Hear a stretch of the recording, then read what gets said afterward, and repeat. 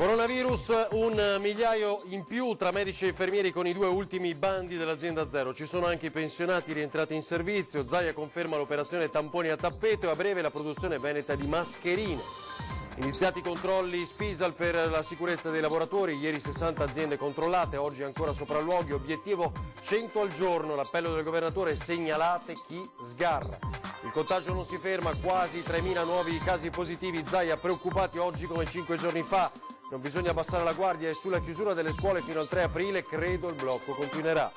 Nuova autocertificazione per spostarsi, bisognerà specificare che non si è positivi e in quarantena. Chi viola l'autoisolamento sarà accusato di procurata epidemia. Blocchi in Austria e Slovenia, la rabbia degli autotrasportatori veneti, danni ingenti, il governo faccia ricorso alla Corte di Giustizia europea. Vive e lavora in Inghilterra da 7 anni, la testimonianza di una trentenne trevigiana impaurita dalle misure e dai ritardi del governo Johnson. All'indomani della morte dell'ex procuratore Francesco Saverio Pavone, vittima del virus, la notizia che il centro di ricerca sulle mafie ad Olo sarà intitolato a lui.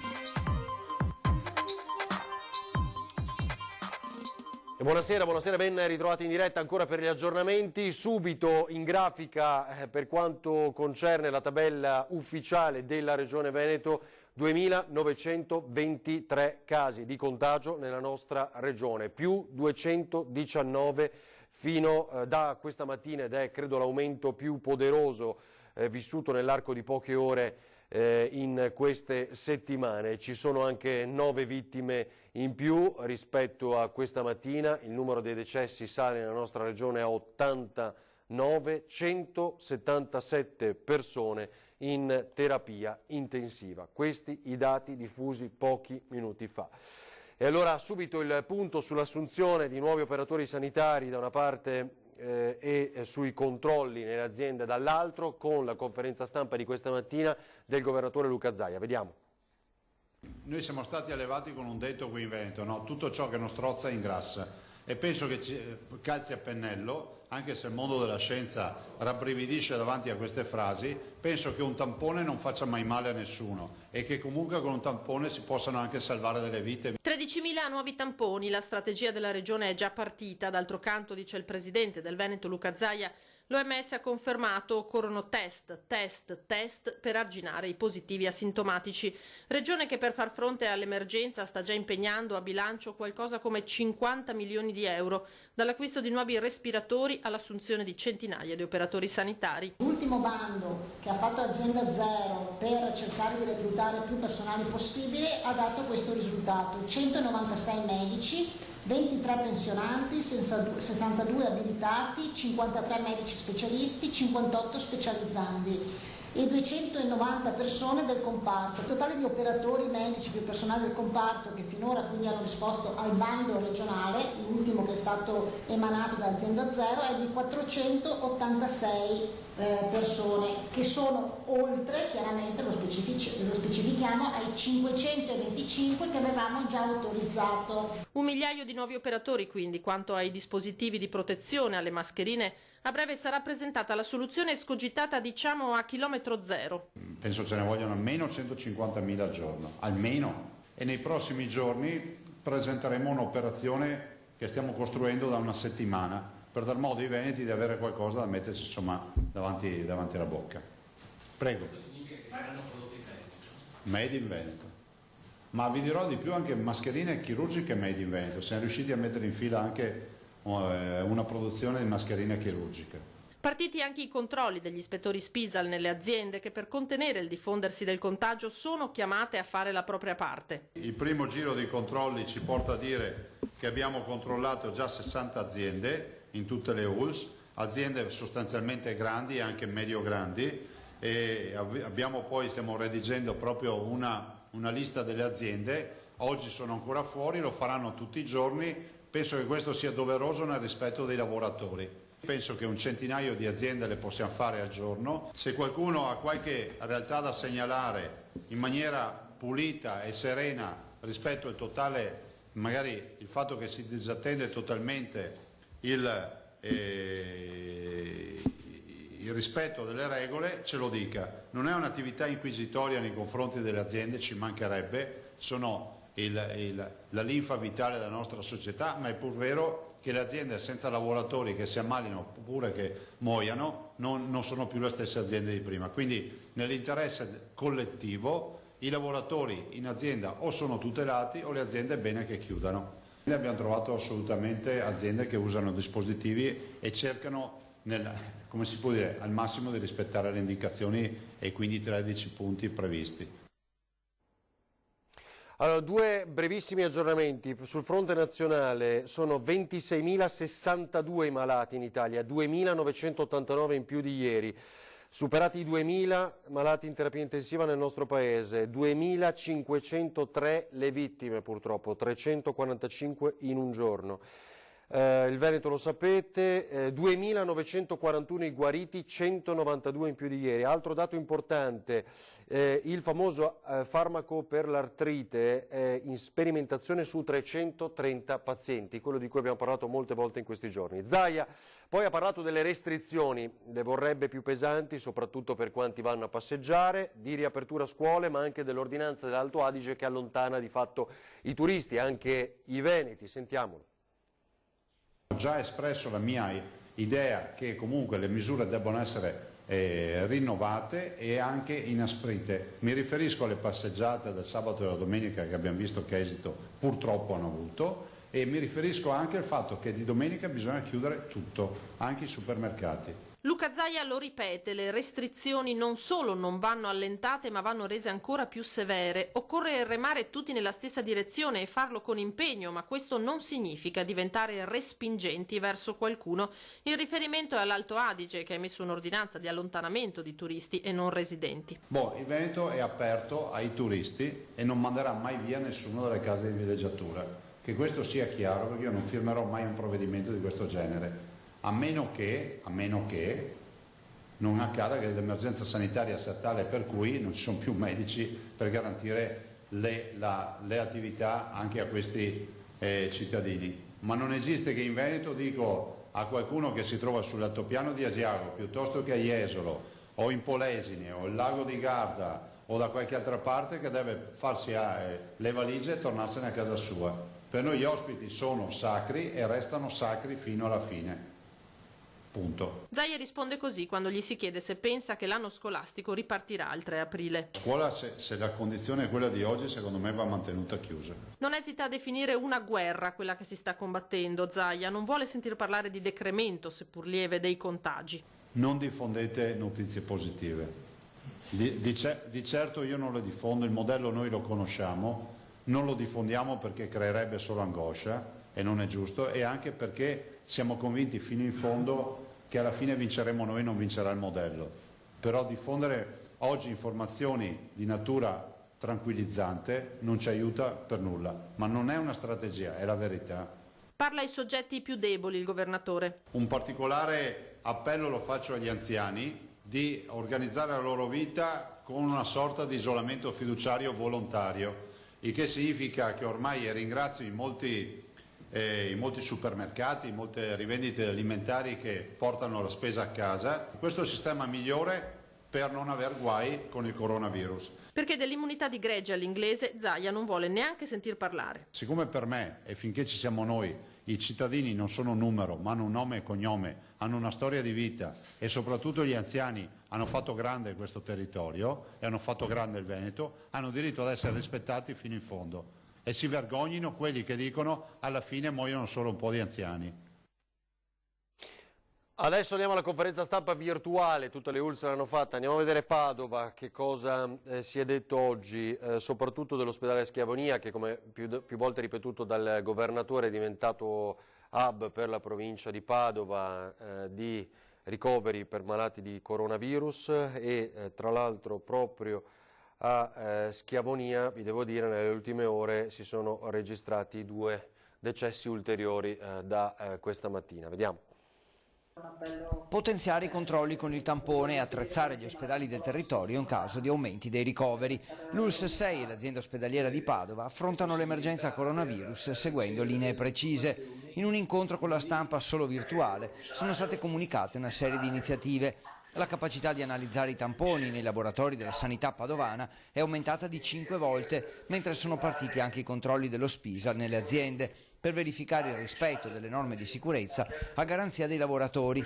Il prossimo obiettivo è quello di effettuare i tamponi a tutti i dipendenti, sanitari e non, portando la capacità a circa 3.000 tamponi al giorno, come afferma Domenico Scibetta, direttore generale dell'ULSS 6. Noi siamo partiti già da qualche giorno a fare i tamponi intanto a tutti gli operatori del sistema sanitario, ai nostri dipendenti, sia essi sanitari che amministrativi. È ovvio che tra le categorie di operatori sanitari rientrano anche i medici di medicina generale, i pediatri libera scelta, le farmacie. Sono presidi tutti fondamentali e indispensabili per poter continuare a garantire al meglio l'efficienza del sistema sanitario. Intanto l'ospedale di Schiavonia è diventato specializzato nei ricoveri di pazienti colpiti dal virus. I posti di terapia intensiva passeranno da 12 a 50, quelli in subintensiva saranno 50, i letti per i pazienti meno gravi altri 200. Il coronavirus ormai ha colpito 86 comuni della provincia sui 102 totali.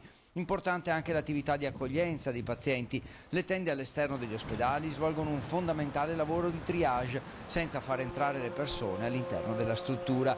A Padova, spiega il direttore generale Luciano Flor, si è arrivati ad accogliere fino a 450 persone al giorno, mentre sono calati drasticamente gli accessi al pronto soccorso. Al pronto soccorso noi siamo scesi da 250-300 persone al giorno a circa 120-130 persone.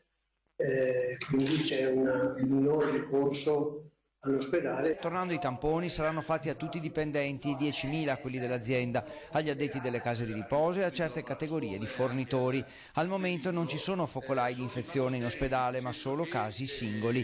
Allo IOV invece, l'istituto oncologico, il triage si effettua all'esterno, poi ai pazienti che entrano vengono fornite le mascherine, mentre agli accompagnatori viene chiesto di attendere fuori per proteggere corridoi e stanze dell'istituto. Rapidamente vi facciamo vedere la nuova autocertificazione, cosa cambia di fatto rispetto a quelle precedenti. Sapete che si rischia di grosso se si dichiara il falso, che bisogna dire di non essere, come vedete, non essere sottoposto a misura di quarantena, eccolo qua, cioè cosa cambia prima? Se io sono una persona sottoposta a quarantena perché mi è stato fatto il tampone, so di essere positivo e me ne vado in giro, mi beccano, chiaramente intanto non devo andare in giro, perché si rischia appunto un'accusa di procurata epidemia, guardate che è pesantissima. Insomma, è solo un'ulteriore precisazione in questo caso, però dovete scaricare la nuova versione, il Ministero dell'Interno la trovate online ovunque, insomma, e compilare correttamente questa nuova versione. È chiaro che chi era sottoposto a quarantena già non poteva uscire, no? Però deve essere specificato la nuova versione. Ora, vediamo come si svolge la giunta a Padova. L'unico presente in sala giunta è il sindaco. Rimane in piedi mentre a turno tutti gli assessori arrivano, pronti, collegati. L'arrivo, infatti, avviene attraverso lo schermo di un monitor che riunisce puntuali tutti i membri della giunta padovana per il consueto appuntamento settimanale. Il lavoro a Palazzo Moroni non si ferma, ma continua osservando le misure di sicurezza. Gli assessori restano a casa, ma insieme al sindaco stanno studiando interventi per fronteggiare l'emergenza coronavirus. Prosegue la igienizzazione di tutta la città. Noi stiamo igienizzando con una grande macchina lavastrade e con più idropulitrici e le faremo azionare di fronte a tutti i negozi essenziali, tutti i punti vendita. Parlo di farmacie, tabaccherie, negozi alimentari, panifici. Andremo avanti fino al 24 di marzo. Ricordo che per fare ogni quartiere ci vogliono 2 giorni per quartiere e quando abbiamo terminato riprenderemo dall'inizio e continueremo. È essenziale la pulizia del quartiere, come è essenziale la pulizia e l'igiene di ognuno di noi. Vi ricordo, dovete lavare le mani, tenere la distanza tra uno e l'altro, è fondamentale. Solo in questa maniera riusciamo a evitare il contagio e più possibile rimanete a casa. Lo so che è difficile, ma rimanete a casa. In una norma del Cura Italia, il decreto stanziato ieri dal governo, in arrivo 50 milioni per assicurare il recupero delle eccedenze alimentari e favorirne la distribuzione gratuita agli indigenti anche durante l'emergenza coronavirus. Poi altro tema, le uniche soluzioni percorribili di fronte alle misure limitative del traffico pesante indotte da Austria e Slovenia sono il ricorso da parte del governo italiano alla Corte di Giustizia europea sui provvedimenti che sono in palese contrasto con le regole comunitarie sulla libera circolazione delle merci e del buon senso, e un appello da parte della Farnesina a Slovenia e Austria che possa stemperare in fretta una situazione che in questo momento è letteralmente drammatica. Lo afferma Nazareno Ortoncelli, presidente regionale veneto di Confartigianato Trasporti. Le 6.200 aziende del trasporto merci artigiane in Veneto, dice in una nota, non sanno se accettare commesse o rifiutarle, così appunto nel comunicato. E all'indomani della morte dell'ex procuratore Francesco Saverio Pavone, la notizia è che il centro ricerche sulle mafie di Dolo sarà dedicato a lui. A un mese dalla sua inaugurazione, il Centro d'inchiesta e documentazione sulla criminalità organizzata del Veneto, a Dolo, sarà dedicato a Francesco Saverio Pavone, l'ex procuratore di Belluno, scomparso ieri all'ospedale di Mestre all'età di 76 anni, dopo 15 giorni nel reparto di terapia intensiva. Era affetto da gravi patologie polmonari ed era risultato positivo al coronavirus, che ha aggravato le sue condizioni. Pavone si è occupato per decenni delle inchieste sulla Mala del Brenta, è stato lui a sconfiggerla attraverso molti ostacoli. Faceva parte del comitato scientifico del centro di inchiesta, alla cui inaugurazione aveva preso parte lo scorso 17 febbraio. È la perdita di un amico e di un magistrato di grande valore, ha ricordato il presidente del centro. Una perdita irreparabile che sottrae alla comunità una fonte di conoscenza fondamentale sulle mafie del nord-est. Di origine pugliese, Pavone è nato a Taranto nel 1944. Entrò nel sistema giudiziario come cancelliere, prima di vincere il concorso in magistratura, e poi assegnato alla pretura circondariale di Mestre nel 1989. Nel 1993 divenne giudice istruttore. Da Resana a Brighton, da Trevigiano all'Inghilterra, ascoltiamo la testimonianza di una ragazza che da quasi 7 anni vive e lavora in Inghilterra. Non so sinceramente il governo cosa stia aspettando, perché mette un po' tutti i cittadini in una condizione di ansia e di incertezza, nonostante ci sia già una grande sensazione di incertezza per tutta la situazione. Francesca ha 33 anni, da quasi 7 a Brighton per lavorare come digital designer. Un'italiana trevigiana che resta perché la sua vita è lì in Inghilterra, ma che ha paura di come questo paese che la sta ospitando sta gestendo l'emergenza. Almeno per quanto riguarda la città in cui vivo, Brighton, ci sono tante realtà che stanno iniziando ad agire autonomamente senza aspettare le decisioni, le forti decisioni, i decreti governativi, quindi c'è credo si sta iniziando a respirare un forte senso di responsabilità. Il sistema sanitario inglese ha subito molti tagli, ci racconta. Il paese non sarebbe pronto a gestire un'emergenza di grosse proporzioni e così sono i privati cittadini a correre ai ripari. Supermercati e farmacie sono presi d'assalto. Al momento si fa fatica a trovare da una settimana a questa parte carta igienica, che è molto strano. Ma anche pasta, riso ed altri prodotti di questo tipo. Si fa fatica a trovare ovviamente mascherine, che sono completamente assenti da settimane, gel antibatterici, salviette disinfettanti. E le stesse aziende, la sua è una di queste, hanno provveduto a mettere i lavoratori in smart working. Insomma, gli inglesi inseguono ora l'Italia e gli italiani lì in Inghilterra non si sentono sicuri, non c'è consapevolezza della dimensione dell'emergenza. Un messaggio il suo rivolto anche a chi in Italia sta facendo fatica a sopportare la quarantena, suggerendo che possono essere misure anche invidiabili. Ora il governo inglese starebbe timidamente cambiando rotta, ma la storia ce lo sta insegnando, potrebbe già essere troppo tardi. Limiti alla circolazione ormai in azione da giorni, eppure i livelli di inquinamento non calano. La riduzione del traffico per l'emergenza coronavirus non ha ridotto drasticamente la presenza di polveri sottili in Veneto. Certo, l'aria è più pulita di prima, ma nonostante dal 25 febbraio il bollettino ARPAV attesti allerta zero in tutta la regione, le centraline di rilevamento non hanno registrato valori di inquinamento bassi quanto ci si sarebbe potuto aspettare.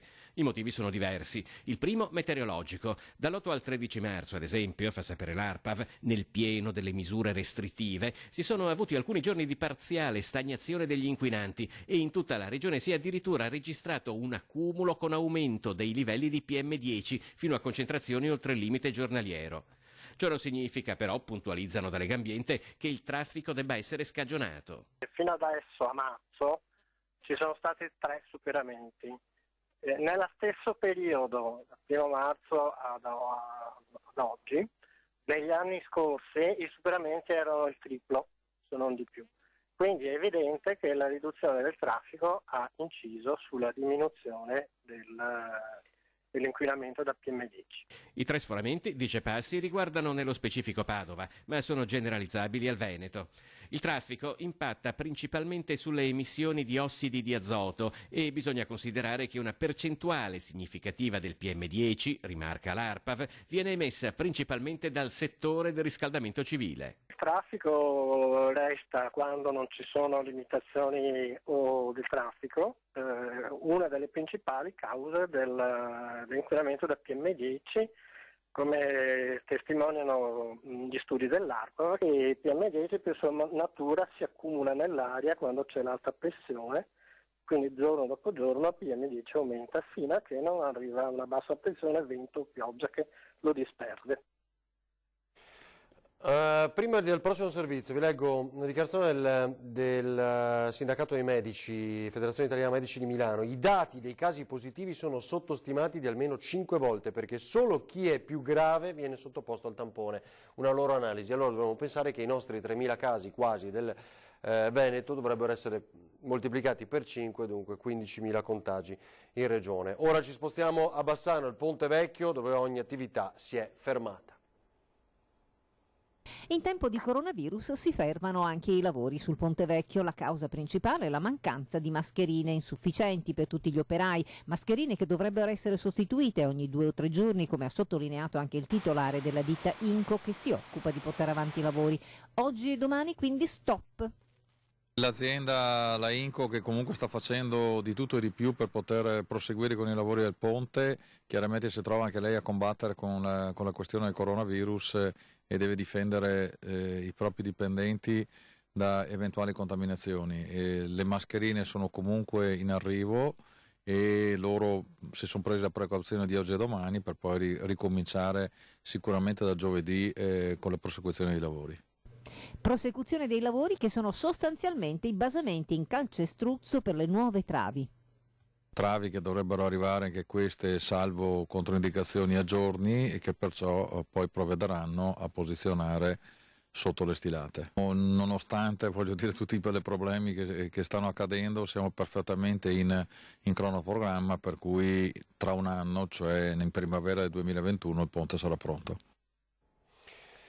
Cronaca ancora, un cittadino cinese di 46 anni è stato arrestato dopo aver ferito gravemente con una mannaia i suoi datori di lavoro, una coppia di connazionali. L'uomo è entrato in un laboratorio tessile di Cesella, Rovigo, e ha affrontato i due aggredendoli con una mannaia. Poi è fuggito. I carabinieri di Castelmassa lo hanno rintracciato e arrestato nei pressi della ditta. La coppia è stata ricoverata in prognosi riservata all'ospedale cittadino. L'uomo è in gravi condizioni per essere stato colpito più volte da fendenti, uno dei quali vicino alla giugulare. La donna invece meno grave ha ricevuto vari colpi alla testa e al volto.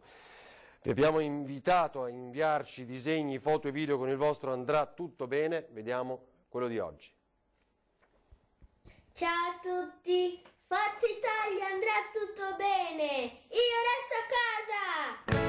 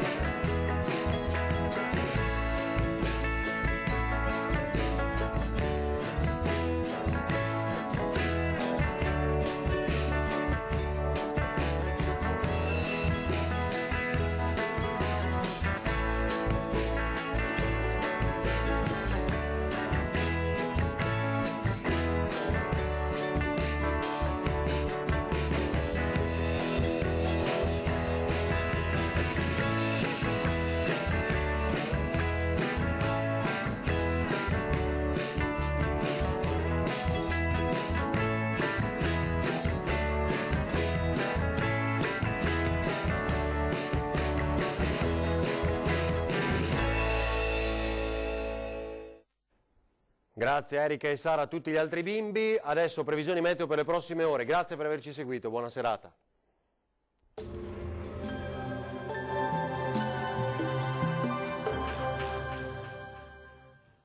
Bentrovati al meteo. Sempre alta pressione e dunque bel tempo con temperature in costante aumento sul nostro territorio. Il dettaglio di mercoledì 18 marzo. Sul Veneto condizioni di tempo asciutto e stabile, sarà infatti decisamente soleggiato dappertutto con cielo al massimo poco nuvoloso. Non sono attese precipitazioni particolarmente degne di nota. Vediamo anche le temperature minime comprese tra 3 e 6 gradi, massime molto miti e comprese tra i 17 e i 20 gradi all'incirca. Ci spostiamo ora sul Friuli Venezia Giulia, anche qui sole prevalente, solo con qualche addensamento sui settori montuosi al pomeriggio, ma senza ulteriori conseguenze. Temperature minime tra 3 e 9 gradi, massime invece sui 19-20 gradi. Bel tempo anche sul Trentino Alto Adige, dove sarà soleggiato solo con qualche innocuo addensamento. Temperature minime tra 5 e 6 gradi, massime invece sui 19 gradi all'incirca. Dal meteo per ora è tutto, vi auguro un buon proseguimento in compagnia di Antenna 3 e arrivederci.